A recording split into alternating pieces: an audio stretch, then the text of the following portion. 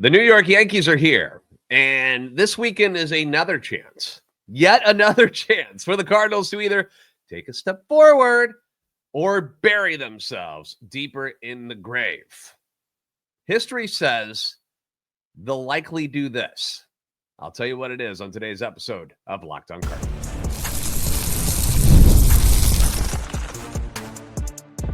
You are Locked On Cardinals, your daily St. Louis Cardinals podcast, part of the Locked On Podcast Network, your team every day. Hey there, Cardinals fans. I'm JD Hafron, and I'm your host for Locked On Cardinals, part of the Locked On Podcast Network, covering your team every day. If you haven't already, give us a follow on X at JD Sports Radio, as well as the podcast at LO_Cardinals. We're also on YouTube. Make sure you like, subscribe, comment, hit that notification button so you don't miss out on anything. You can find us on TikTok, Instagram, at Locked On Cardinals. This is a show serving Cardinal Nation and giving the best fans in baseball all of the info about the birds on the bat. Today's episode brought to you by Monarch Money. Take control of your finances with Monarch Money. Use code LOCKEDONMLB at monarchmoney.com for 50% off your first year. So the Cardinals got a much-needed day off on Thursday, and not because they should be all that tired or worn out. More, I think it's for the mental side of things. After crapping the bed against the Colorado Rockies for the second time this year, I can't believe they lost 4 games to these guys. The Birds probably needed a good 24 hours to, get their heads out of their butts and refocus and get back on track. I know a lot of fans do not believe in this team right now. And why should you? I get it. But the facts remain that with 40 games to go, the Cardinals are sitting at 61-61. And they're 3.5 back in the wild card and can still make a push for a playoff spot. It's real. They're still there. Is it realistic? No, not really. This team has only shown us that they were, a winning team, that they were capable of being a winning team in the month of May, when they somehow went 19-8, and we were all very excited about that. But that feels like it was a million years ago. And to make things even more confusing, it's that the teams that they have good records against are a little bit surprising. They've beaten some very good teams this year. They're 4-2 against the Phillies. The Phillies are 69-52 and tied for the second best record in baseball. Like they're really freaking good. The Dodgers. Let me double check that. Is it in all of baseball? Let me double check this just to be sure, because when I was putting this together, because obviously, the Brewers are a disgusting team right now at 76-44. Let's just double check this. I'll triple check it for you. Okay. Second best in the National League. All right. Blue Jays and Tigers with 71 wins apiece. Then it's the Phillies. So I misspoke there. All right. But back on track here. They're very good, bottom line. So second best record in the National League. Dodgers. 4-2 against the Dodgers this year. Dodgers are 68-53 on the season, currently residing in the second wild card spot, and 1 game back of the Padres in the NL West. They have not played all that great here in the second half of the season, but they're still the Dodgers, and they still got all that star power. The Cardinals are 3-0 against the Cleveland Guardians, who for a while there, it didn't sound like they were going to be a very good team, right? They lost their closer, Emmanuel Clase, and that starter, Luis Ortiz, to gambling investigations. They lost 10 in a row at one point. That was also when the Cardinals, took advantage of them, beat them in Cleveland 3 straight. But all of a sudden, the Guardians are now 63-57 and just a half game back in the AL wildcard. They're 2-1 against the Houston Astros. The Astros are 68-53, have a game and a half lead over the surging Seattle Mariners in the AL West, despite dealing with crippling injuries all season. They just had another guy go down, Josh Hader, to the IL now. They're 4-3 against the Cincinnati Reds, who are 3 games ahead of them in the division and the wild card, and are knocking on the door trying to get into the playoffs.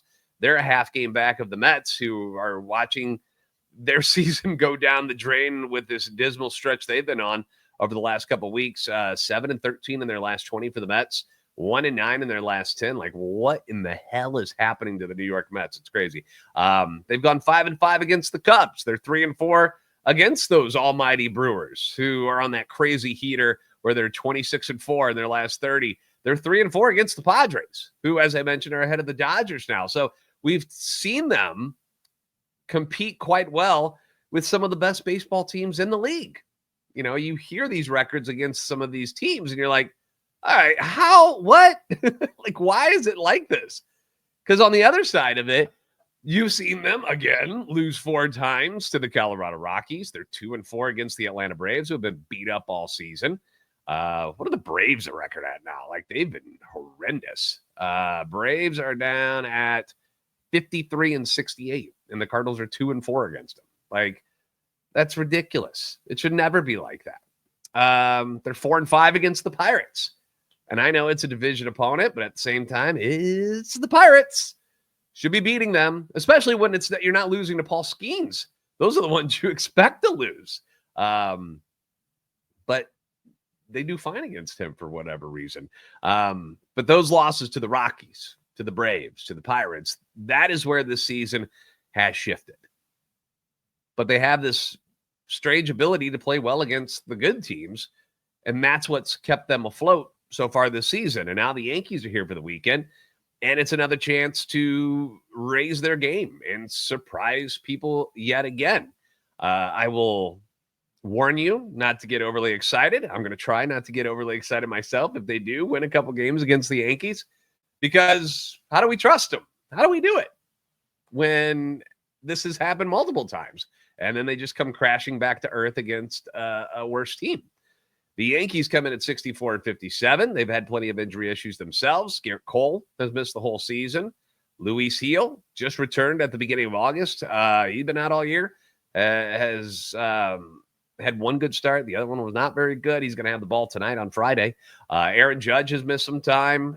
Just got back from the IL. Giancarlo Stanton out with an injury. Was out a very long time. What was it, his elbows this year? Like, he had tendonitis in both of them. Something like, I remember in spring training, I was like, what happened to this guy? They've dealt with multiple injuries in their bullpen. They've had unproductive members of their bullpen as well, namely St. Louis native Devin Williams, who has came over from the Brewers. Another genius move by the Brewers, who cut bait on somebody and got some prospects in return on a guy who hasn't fulfilled the contract that he earned. Like, he was really, really good. He gets to New York and he's not good, you know. Yankees they're in a bit of a rut, similar to where the Cardinals are. They're 4-6 in their last 10, 8-12 in their last 20. You know, it's a good time to be playing them with the turmoil that's going on. You have Andre Palante against Luis Gil tonight. We'll have Sonny on the mound on Saturday against Max Fried, and then it's Michaelis on Sunday against Will Warren. So, you know, you look at your pitching probables there for the Cardinals. You got 2 wild cards, because you never know what the hell you're going to get out of Palante or Michaelis. One day they look great. The other day they're giving up 9 runs in 3 innings. And then you got your top guy, who's been excellent at home all season. So would it shock me for the Cardinals to win 2 out of 3? No, it wouldn't shock me at all. History this season says the Cardinals will probably answer the bell and play pretty well against them this weekend.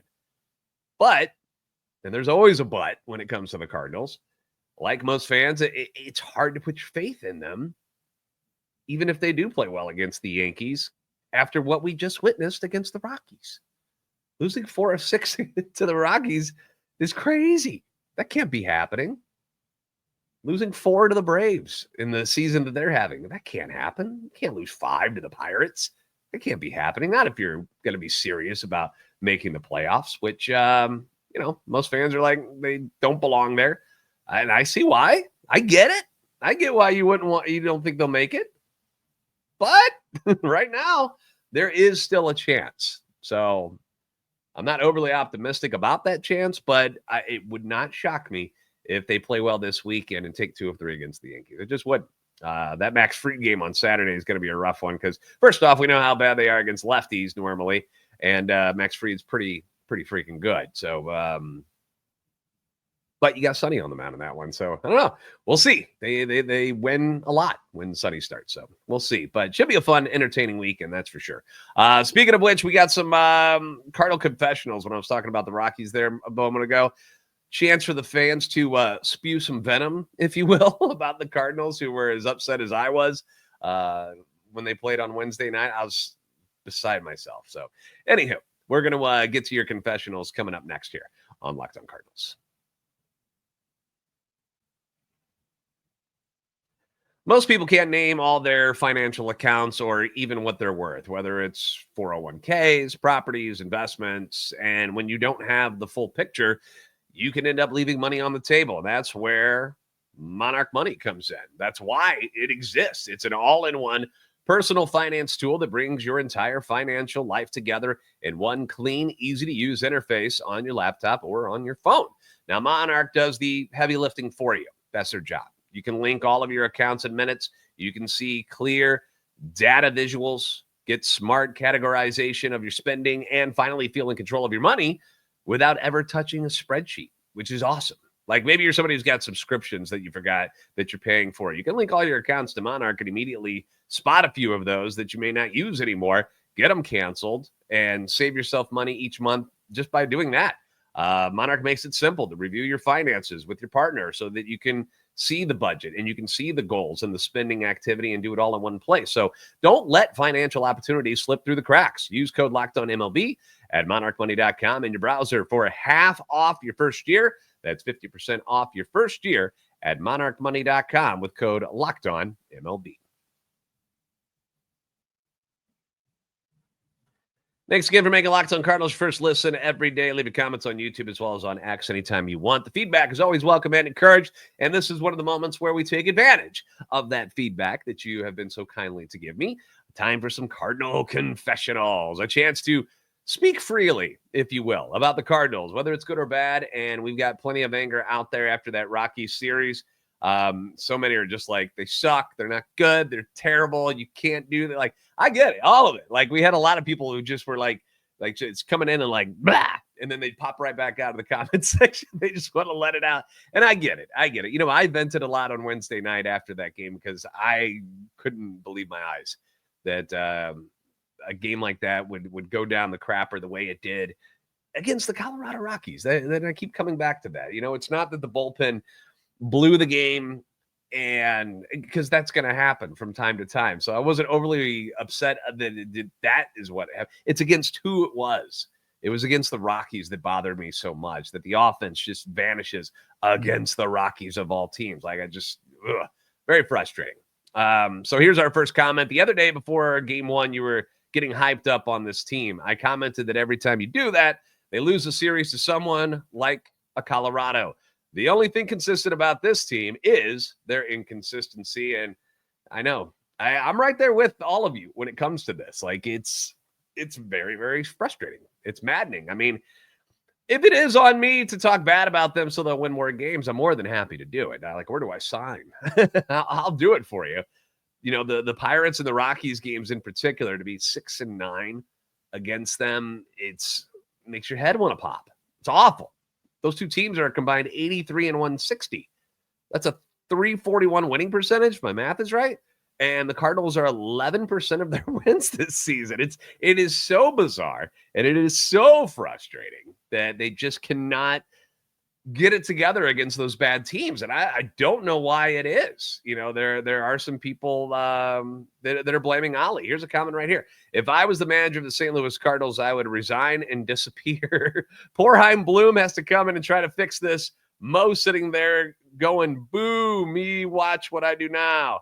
If Bloom doesn't trade over half the roster, then next year will be just as bad. It'll be 2028 before we compete again. I had to kind of fix that because I was, whoever typed that, not very good typer. Anyway,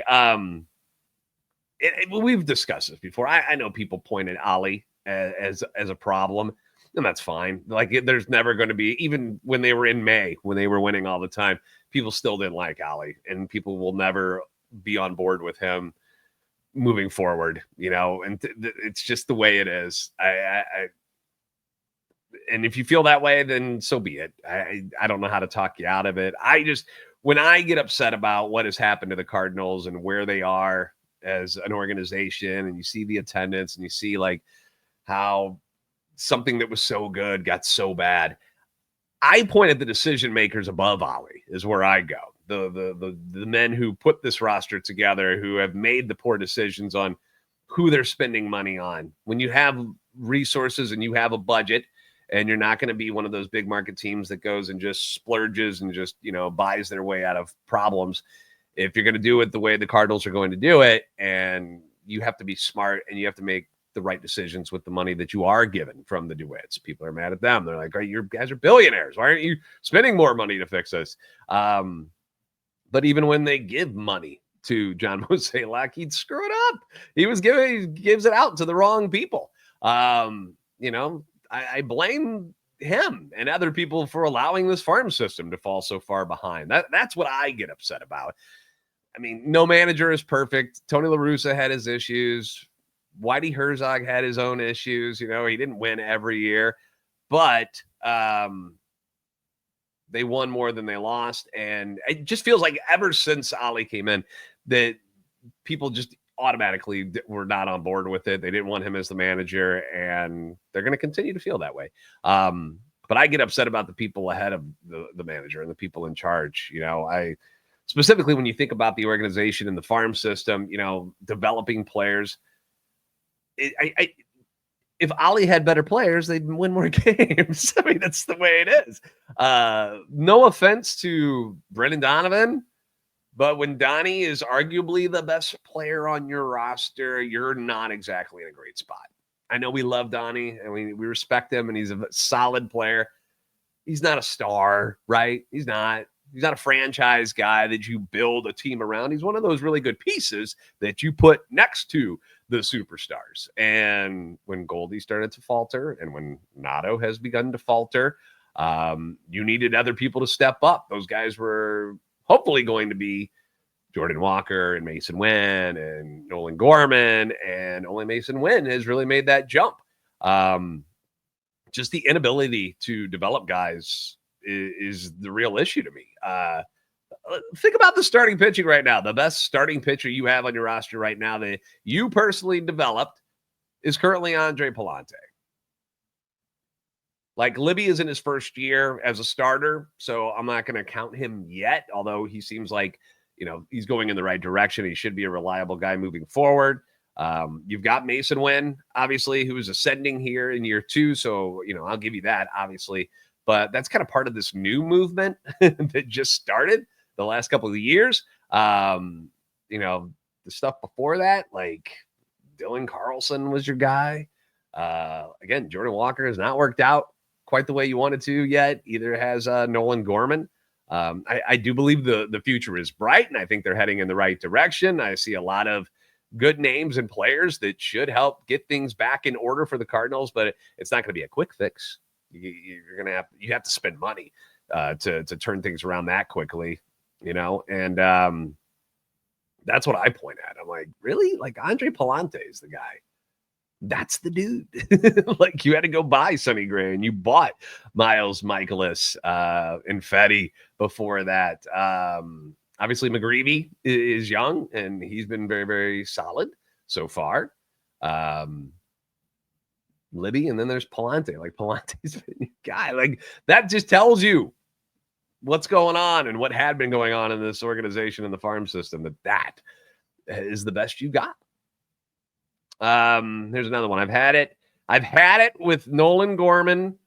When's JJ Weatherholt coming up so we can finally see some real talent play for the Cardinals? Yeah, been another frustrating year for Gorman. The injuries, again, the back has been a problem. I've been chatting with people who believe that Gorman's probably going to be a chip that Chaim Bloom will flip for pitching help this offseason. I can totally see Chaim going down that avenue and traveling down that path. I don't know what his worth would be. Maybe you flip him for another prospect who may be struggling somewhere else and hasn't lived up to their potential, and you just make a little swap there.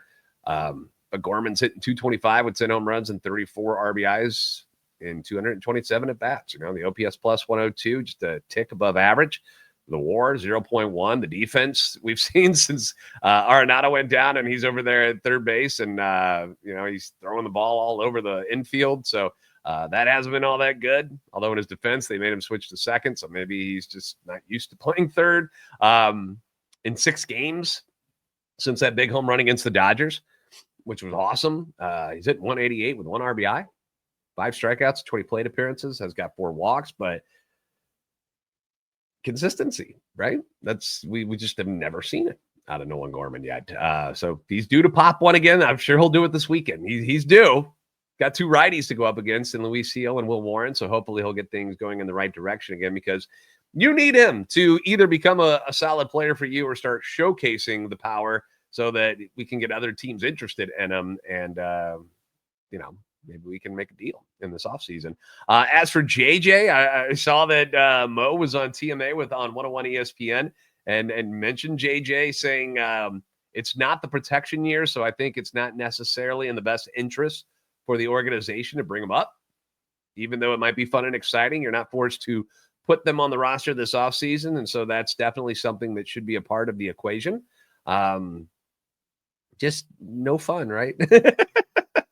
JT over Redwood Rants wrote about it too. He kind of explained it. Mosaic said he was referring to the fact that Weatherholt does not yet need to be on the Cardinals 40-man roster to be protected from the Rule 5 draft. That wouldn't come till 2028. So there's no push that they've got to do it.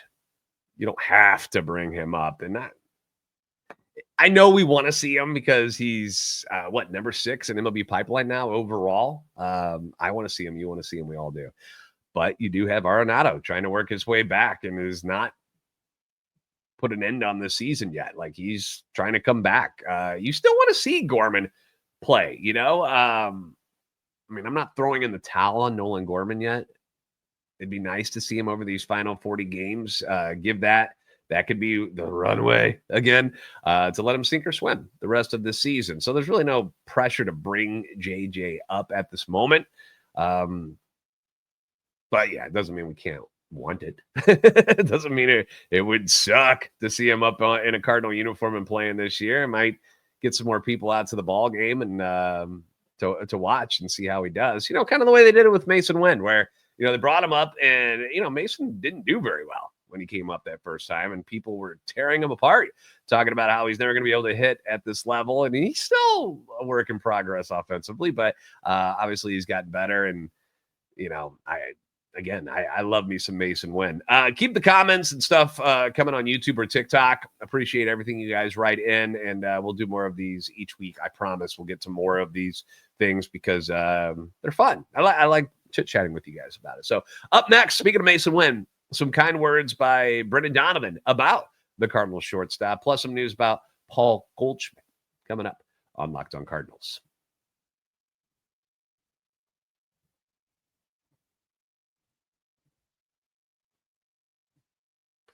Thank you again for making Locked On Cardinals your first listen today. For your second listen, check out Locked On MLB Game Night. It's every game. It's every night, all season long. Get local analysis on a national scale. You can find MLB Game Night on the Locked On MLB YouTube channel or wherever you listen to your podcast. John Denton, who covers the Cardinals for MLB.com, posted a new article about Masyn Winn and his defense this season. In case you were not aware, Masyn Winn is having a tremendous defensive season over there at shortstop. And when it comes to the Cardinals, I know we treasure our defensive players, don't we? Like, we love it. And healthy, this should be an amazing infield, right? When you have Arenado doing what he does over at third, and then Masyn, and then Donnie playing second. And, you've got Wilson Contreras, who's been much better than most people thought he'd be over at first base. I didn't think he'd be as good as he is. By the way, Contreras out of the lineup tonight. That sucks after the getting hit on the foot. So that's no bueno. But according to Fangraphs, Masyn Winn, he's currently first in outs above average. And I'm not talking about just shortstop, like first overall above all players with a plus 21. He's only made 2 errors so far this season. Both of them have been throwing errors. I can't even remember which ones they were off the top of my head. I would assume it's where he's gearing up to unleash and uncoil a 95+ mile an hour throw over to first base to beat a guy and probably threw it in the dirt or something. I honestly don't remember the errors. 995 fielding percentage, leads all major league shortstops as well. In case you're wondering, the MLB record for fewest errors in a season by a shortstop, minimum 140 games, was Cal Ripken Jr. back in 1990 and Omar Vizquel in 2000. Couple of pretty good shortstops right there. And in this article, Denton was talking to Brendan Donovan about Masyn Winn. And, Donnie's got a Gold Glove, so he knows what he's talking about, and said he's one of the best defenders I have ever seen in my life. You can talk about the arm strength, the accuracy of the throws, the carry on his throws, the mental clock in his head, the instincts, the awareness to read swings and be in the right spots, the aggressiveness. His ability to do everything at a high level is incredibly impressive, and I'm serious. He's the best defender I've ever seen, and he's only getting better. And I've said it repeatedly. I said it. I think Masyn Winn is the face of this franchise moving forward. It was supposed to be Jordan Walker. It hasn't worked out yet. Doesn't mean he's not going to be a part of the movement moving forward to getting back to where we want to be as Cardinal fans and as an organization. But Masyn Winn's the guy right now. He's got the look, he's got the swagger, and he's doing it. Now the offense, as I mentioned, work in progress still, but the glove is crazy good. The arm is crazy good. And he's only 23. Hitting 297 since the All-Star break, the OBP, the slugging, the OPS, all of it is up from the first half. Would love to see him kind of get put on the map nationally by showing out against the Yankees this weekend. It's the players' weekend. So there's going to be a lot of attention on certain guys. And obviously the Yankees are being the Yankees. People are going to be watching this. And I would love to see Masyn Winn just kind of explode onto the scene for the rest of the country to see. We do have an update on Paul Goldschmidt. Let me triple check the Paul Goldschmidt stuff because the last thing I saw that he was traveling with the team. IL stint still not out of the question.